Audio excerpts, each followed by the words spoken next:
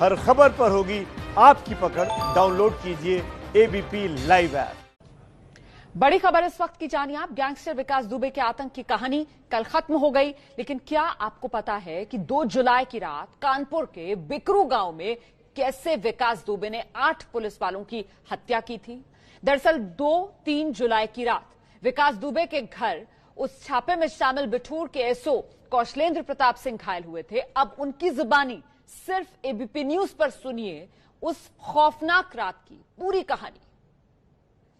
Kanpur police के जाबाज police officer आज हमें बताएंगे वो पूरी कहानी की आखिरकार 2 तारीख को बिखरू गांव में क्या हुआ था। हमारे साथ मौजूद हैं कौशलेंद्र प्रताप सिंह जो कि एसओ बिठूर हैं। सर, आप उस दिन टीम में मौजूद थे, क्या सूचना थी, क्या हुआ था, पूरी एक कहानी दर्शकों को जरा बताइए सर। बिल्कुल, मैं बताना चाहूंगा। एक्चुअली उस दिन हुआ था, मैं इसी ऑफिस, जिस ऑफिस में आप हमारा इंटरव्यू शूट कर रहे हैं, इसी ऑफिस में बैठा हुआ था, अपने चौकी इंचार्ज अनूप के साथ में बैठा हुआ था। हम लोग लगभग डेली जो है एक दूसरे से मिलते थे। तो उसी दौरान अचानक जो है तकरीबन ये टाइम रहा होगा 12 बजे का टाइम रहा होगा, विनय तिवारी जो एसओ चौबीपुर थे, उनका मेरे पास फोन आया था कि चूंकि वो मेरा बैचमेट भी है तो हम दोनों एक साथ वहां पे ट्रेनिंग किए हुए हैं। तो उसका फोन आया कि भाई एक दबिश में चलना है तो आ जाओ। तो मैंने कहा ठीक है। तो मैंने कहा और कौन कौन है? तो बताया कि सीओ बिल्लौर साहब भी हैं और एसओ शिवराजपुर भी साहब हैं।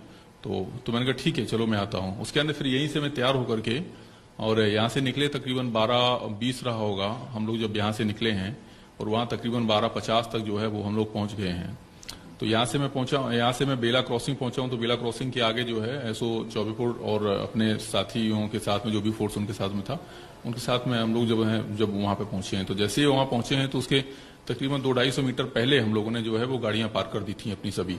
और उसके अंदर फिर वहां से चौबीपुर साहब जो है हम सब लोगों को जो है साथ में लेकर के उसके घर की तरफ चले हैं। तो जैसे ही उसके घर की तरफ पहुंचे हैं तो रास्ते में एक जेसीबी हमको तिरछी खड़ी हुई मिली थी। उस जेसीबी को देख करके लग रहा था कि वो कोई व्यक्ति ऐसा चाहता है कि कोई गाड़ी अंदर ना आए, पैदल लोग आना चाहें तो आ सकते हैं।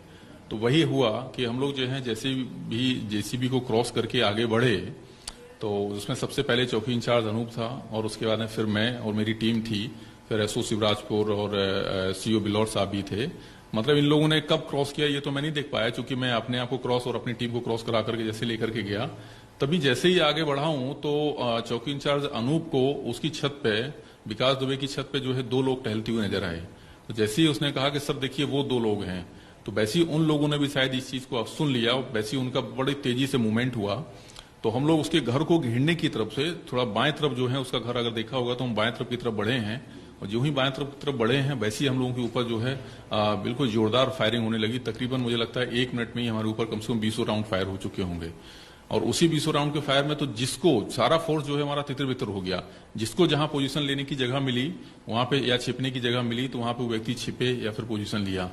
फायरिंग हमारे तरफ से भी हो रही थी, लेकिन समस्या ये थी चूंकि वो लोग ऊपर थे और हम लोग नीचे थे, तो नीचे से जो है जो भी फायर कर रहे थे तो वो उनके ऊपर हिट नहीं कर पा रहे थे, लेकिन वो लोग जो है आराम से हमारे को देख करके जहां पर भी हम लोग छिपे थे वो हमारे ऊपर फायरिंग कर पा रहे थे। दूसरा ये है कि लाइट उस समय जो है लाइट थी और लाइट का कुछ प्रोजेक्शन फोकस इस तरह से सेट था कि वो लाइट हम लोगों पे पड़े, वो लोग हमको ना दिखाई दें लेकिन हम लोग जो है उनको दिखाई दें। तो शायद क्या वो बड़ी हाइलोजन लाइटें थी जो बिल्कुल प्रॉपर फोकस मारती है, सामने आंखों को अंधा कर देती हैं? नहीं, इतनी बड़ी तो नहीं थी, लेकिन हाँ नॉर्मली जो लाइटें यूज होती हैं, ठीक है, वो लाइटें थी, लेकिन उससे जो है वो क्लियरली दिख रहा था कि कौन कहाँ छिपा हुआ है, कौन कहाँ बैठा हुआ है, ये चीज था। आप लोग कितने लोग टीम में गए थे वहां पर और कितने लोग जेसीबी को क्रॉस कर पाए थे और कितने पीछे रह गए थे? तकरीबन जो है तीनों थानों से मिलाकर के हम लोग 30-35 लोग गए थे। मैं अपने थाने से 10 लोगों को लेकर के गया था, जिसमें मैं और चौकी इंचार्ज अनूप, हम और एक दरोगा जी और थे सत्येंद्र दरोगा जी, 3 दरोगा गए थे हम लोग, और बाकी के सब कांस्टेबल गए थे हमारे साथ में। और तकरीबन जिस समय जेसीबी को क्रॉस कर रहे थे तो मुझे लगता है 15-16 आदमी जो है जेसीबी क्रॉस कर पाए होंगे, और बाकी के लोग जेसीबी के पीछे ही रहे। तब तक फायरिंग हो गई तो उन लोगों ने जेसीबी के पीछे से ही मोर्चा लिया, और जब देखा कि शायद कुछ नहीं हो पा रहा है तो फिर वहीं से लोग पीछे निकले। लेकिन बाकी के हम लोग चूंकि क्रॉस कर चुके थे तो हम लोग बीच में फंस चुके थे, और जो 15-16 लोग थे जिसमें कि 8 लोग तो चूंकि वहां कैजुअलिटी 8 लोगों की हुई, बाकी के हम 3 लोग जो हैं वो वहां से सेफली निकल के आ पाए थे। तो मुझे लगता है 4-5 लोग और रहे होंगे जो इधर उधर से निकले होंगे। इतना था। गोलियां किस किस तरफ से चल रही थी, क्या डायरेक्शन समझ में आ रही थी गोलियों की, और तकरीबन कितने लोग रहे होंगे जो गोलियां चला रहे थे और वेपन क्या यूज कर रहे थे? डायरेक्शन की बात है तो मैं 3 डायरेक्शन तो मुझे बिल्कुल क्लियर है, क्योंकि 3 डायरेक्शन में मैंने लोगों को देखा था जो लोग वहां छतों से चढ़ करके गोलियां चला रहे थे हमारी ओर। और एक डायरेक्शन पीछे वाला मुझे नहीं पता है, लेकिन ये है कि कुछ लोगों को पता लगा पीछे से भी गोलियां लगी हैं, तो संभवतः उधर से भी जो है वो गोलियां चली रही होंगी। और देखा जाए कि तकरीबन जो है टोटल लोग कितने रहे होंगे, तो अंदाजा है 20 से 25 लोग तो आराम से रहे होंगे, क्योंकि 4-4, 5-5 लोग जो हैं वो एक जगह पे थे। तो इस तरह से 4 डायरेक्शन में 20-25 लोग रहे होंगे। सर आपने भी क्या गोली चलाई थी वहां पर? हाँ, बिल्कुल मैंने गोलियां चलाई थी जब मैं वहां फंस गया था। और हमारा कांस्टेबल है अजय सेंगर और अजय कश्यप, इन दोनों को गोली लग चुकी थी। तो अजय सेंगर ने बताया कि सर मुझे पेट में गोली लग चुकी है। तो पेट की गोली चूंकि सीरियस गोली थी, तो उस समय जो है अब इनको निकालना भी था, तो उस समय मैं कवर फायर देते हुए इन लोगों को निकालते हुए सेफ जगह पे ले जाने के लिए, वहां पे एक ट्रॉली पड़ी हुई थी उसके पीछे जाने के लिए, तब मैंने इनके ऊपर फायर किया। लेकिन क्योंकि उनके और हमारे बीच की डिस्टेंस थी, तो हमारी पिस्टल की जो है गोलियां वहां तक नहीं पहुंच सकती थी। तो फिर भी मैंने किया कि शायद उससे जो है प्रोटेक्शन से ही डर जाएं, ये ही डर जाएं, निकल के आ जाएं किसी तरह से। तब मैंने फायरिंग किया, तो तकरीबन मेरा 5-6 गोलियां जो है मेरे से फायर हुआ। सीओ साहब किस तरफ थे उस वक्त जब आपके आगे, आप उनसे आगे थे या वो आपके पीछे थे? मैं सीओ साहब के आगे था, सीओ साहब हमारे पीछे थे। और लेकिन चूंकि भीड़ में तितर बितर होकर के वो जिस घर में चले गए या किस तरह से वो पहुंच गए, उनके और हमारे बीच में मात्र एक 4 इंची दीवार का फर्क था।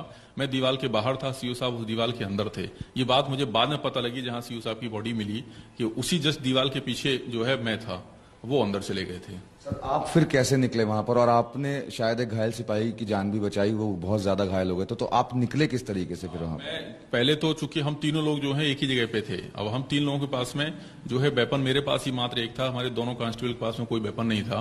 अब चूंकि अजय सेंगर को जो है वो गोली लग चुकी थी, पेट में गोली लगी हुई थी, उसकी गोली सीरियस थी। तो हम वहां पे पहले मैंने जब उसने बोला तो मुझे सीरियस लगा, तो फिर मैंने निकलने का सोचा। निकलने के बारे में जो सोचा, तो मैंने अपने कांस्टेबल को ब्रीफ किया, क्योंकि हमारे सामने मुझे एक ट्रॉली दिखाई दे रही थी और वहां से मुझे ये भी दिख रहा था कि अगर वो लोग गोली चलाएंगे तो वो गोली जो है वो हमारे ऊपर हिट हो सकती है। तो वहां से ट्रॉली के पीछे पहुंचने के लिए मैं कवर फायर देते हुए जो है मैं वहां पे ट्रॉली के पीछे पहले पहुंचा और अपने दोनों कांस्टेबल को ट्रॉली के पीछे लेकर के गया। वहां से फिर उन लोगों ने मुझे देख लिया था। देखने के बाद फिर उन्होंने बोला कि इनको बम मारो, बम गाली देते हुए, अब्यूज करते हुए उन्होंने बोला बम मारो बम। तो फिर हम लोग थोड़ा सा और घबराए कि चूंकि अगर बम आ गया तो ट्रॉली भी हमारा कुछ बचा नहीं पाएगी। तभी क्या है ना, वहीं पे जस्ट बगल में एक फूटा हुआ घर था, तो हम लोग जो है उस फूटे हुए घर में घुस गए थे। और उस फूटे हुए घर में देखा कि वहां हमारी किस्मत अच्छी थी, वहां एक टूटा हुआ दरवाजा भी था। तो उस फूटे हुए घर से जो है हम टूटे हुए दरवाजे से बाहर खरंजा पे आ गए। लेकिन तभी वहां देखा कि अमर दुबे का घर वहीं पे, अमर दुबे अपनी छत पे था, लेकिन बस अंतर इतना था कि अमर दुबे छत पे था लेकिन उसका मुंह दूसरी तरफ था। तो हम लोग जो है वहां से उस रास्ते से सेफली जो है निकल आए। विनय तिवारी मुझे आगे रास्ते पे मिले थे। फिर विनय तिवारी को जो है एक इनोवा भी मैं लेकर के गया था। इनोवा की गाड़ी देते हुए, वो चाबी देते हुए, बाकी के अपने कांस्टेबल को गाड़ी में रख करके उसके तब मैं हॉस्पिटल पहुंचा। ये आरोप लग रहा है कि विनय तिवारी काफी पीछे थे, वो जानबूझ करके पीछे रहे, उन्हें पता था कि क्या होने वाला है। तो क्या सिचुएशन थी?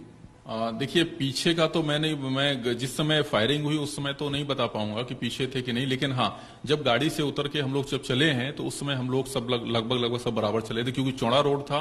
तो चौड़े रोड पे आगे पीछे नहीं, लगभग सभी लोग बराबर चले थे। जो भी आगे पीछे की बात हुई है वो बात हुई है जेसीबी क्रॉस करने से लेकर के, कि जेसीबी, कुछ लोग जेसीबी क्रॉस कर गए तो वो आगे हो गए, जो लोग वहां रुक गए या शायद पीछे से क्रॉस किए तो वो पीछे हो गए।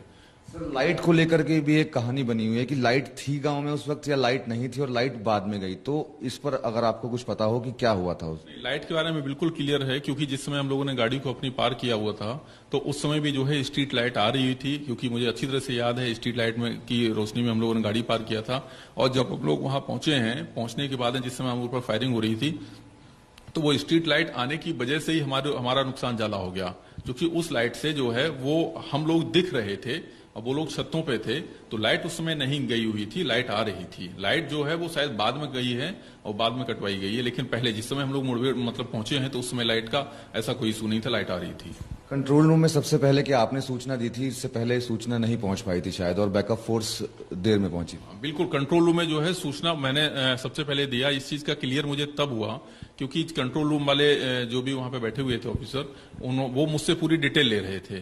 तो इससे मुझे ये एहसास हुआ कि कंट्रोल रूम में अभी तक सूचना नहीं पहुंची है, सूचना कंट्रोल रूम में मेरे द्वारा ही सबसे पहले दी गई थी। एक चीज और जानना चाहेंगे कि आप लोग बिल्कुल भी प्रिपेयर नहीं थे, बिल्कुल आपको अंदाजा नहीं था कि क्या होने वाला है। कितने बदमाशों ने अचानक से एकदम गोली चलाना शुरू कर दिया? बिल्कुल सही है कि अंदाजा अगर हमें होता तो शायद स्थिति दूसरी होती।